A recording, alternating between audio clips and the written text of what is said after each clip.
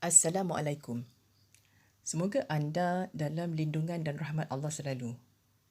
Dalam hidup ini, tak ada seorang pun yang akan terlepas dari ujian. Sebab itulah tujuan kehidupan. Ada orang diuji dengan penyakit. Orang lain diuji dengan kemiskinan. Tapi, pernah tak anda dengar tentang orang yang diuji dengan kemewahan? Macam-macamlah ujian hidup ni kan? Macam mana nak hadapi semua ni? Ada 3 prinsip yang saya nak share dengan anda.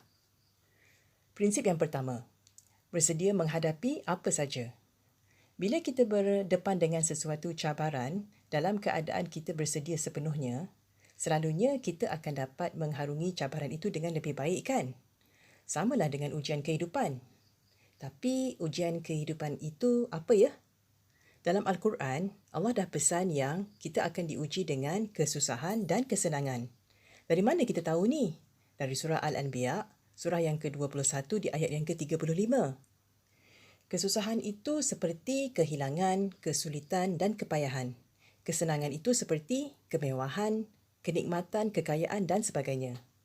Pendek kata, semuanya, apa saja yang kita tempuh dalam hidup ini, apa-apa saja yang berlaku adalah ujian. Nak menempuh ujian atau peperiksaan masa di sekolah, kita perlu ilmu kan? Samalah dengan ujian kehidupan. Bagi kebanyakan orang, bila kita diuji dengan kesusahan, dia tahu nak buat apa. Dia tahu yang dia perlu bersabar sambil terus mengikhtiarkan jalan keluar. Tapi macam mana bila diuji dengan kesenangan? Nak buat macam mana? Tak ramai orang yang tahu bahawa setiap kenikmatan itu harus mendekatkan kita kepada Allah. Dan bukan sebaliknya. Kalau sebaliknya, kita mungkin terkena istidraj. Sekarang istidraj itu seperti apa? Kalau kita tak ada ilmu tentang perkara ni, macam mana kita nak hadapi? Setiap ujian yang datang kepada kita adalah kerana kita mampu melaluinya. Allah tak akan menguji kita dengan sesuatu yang di luar kemampuan kita. Dan setiap ujian itu ada tempoh masanya. Rahsia ni hanya Allah saja yang tahu. Tapi percayalah, bila tempoh masanya berakhir, ujian ini pasti akan berlalu. Jadi, poinnya di sini adalah untuk menghadapi apa-apa rintangan dalam hidup ini, kita perlu ada ilmunya dan tahu caranya. Kemudian, bersedialah menghadapi apa saja. Okey, sekarang prinsip yang kedua. Redha. Kita ni siapa? Kita adalah hamba Allah yang lemah. Kita hanya merancang, tapi yang menentukan segala sesuatu itu hanya Allah. Kita merancang untuk berjaya dalam sesuatu bidang. Kita usahakan sungguh-sungguh, tapi akhirnya gagal. Gagal tu sebab apa? Sebab yang maha menentukan segala sesuatu itu hanya Allah, bukannya usaha kita. Gagal tu kerana pada ketika ini, Allah belum mentakdirkan kejayaan untuk kita. Adalah sebabnya tu. Ada hikmah di sebalik segalanya. Kerana Allah maha bijaksana dan Allah lah perancang terbaik. Kalau sesuatu kebaikan itu telah ditakdirkan untuk kita, ia pasti akan datang pada masanya. Mungkin Allah telah takdirkan kita berjaya pada usaha yang kedua atau ketiga, atau keempat atau kelima. Maka oleh sebab itu, kita tak boleh terus berputus asa bila gagal dalam sesuatu. Kejayaan tidak bergantung kepada kebijaksanaan atau kekuatan kita. Sebagai manusia, kalau kita inginkan sesuatu, kita perlu berusaha.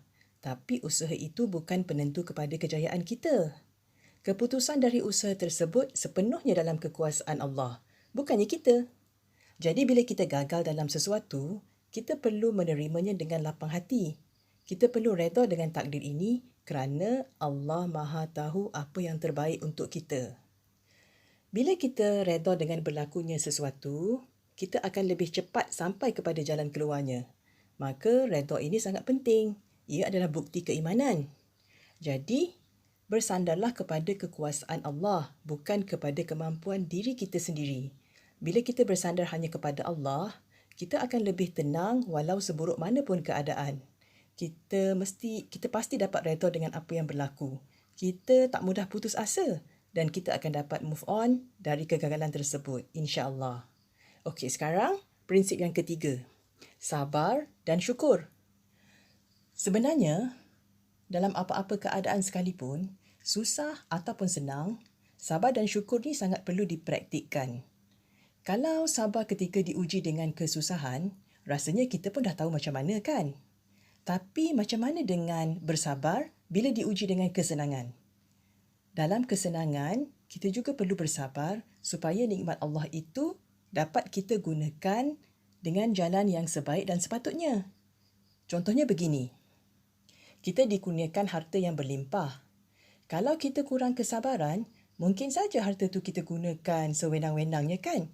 Ikut suka hati kita je, sampai berlakunya pembaziran yang tentunya tidak diredai Allah. Tetapi dengan kesabaran, kita tak tergesa-gesa dalam membelanjakan harta tersebut, sehingga pembaziran dapat dielakkan. Setiap nikmat itu datangnya hanya dari Allah, dan setiap nikmat itu akan ditanya di akhirat nanti.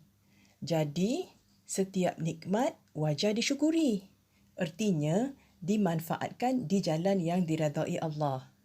Andai dikurniakan nikmat kekayaan, nikmat tersebut dapat dimanfaatkan sebagai sedekah atau infak buat membantu orang lain. Ini contoh nikmat kesenangan. Macam mana kalau kita diuji dengan kesusahan?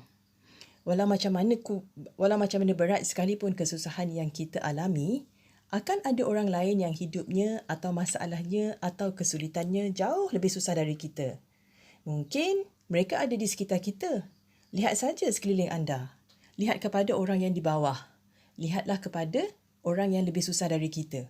Dan inilah caranya untuk tetap mensyukuri nikmat Allah walaupun dalam kesusahan.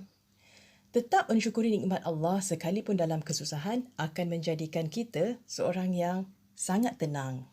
Okey, sekian dulu ya. 3 prinsip kehidupan yang dapat anda terapkan. Yang pertama, bersedia menghadapi apa saja. Yang kedua, redha. Dan yang ketiga, sabar dan syukur. Semoga video ini bermanfaat buat anda sebagaimana memahami prinsip-prinsip ini sangat membantu saya dalam menghadapi apa pun. Mohon maaf atas sebarang kekurangan dan kelemahan. Channel ini membahas tentang permasalahan kehidupan serta bagaimana kita dapat memperbaiki diri dari hari ke hari dan jadi lebih baik. Untuk lebih banyak video seumpama ini, silakan subscribe. Terima kasih atas perhatian dan sokongan. Saya Cikgu Sarah. Assalamualaikum.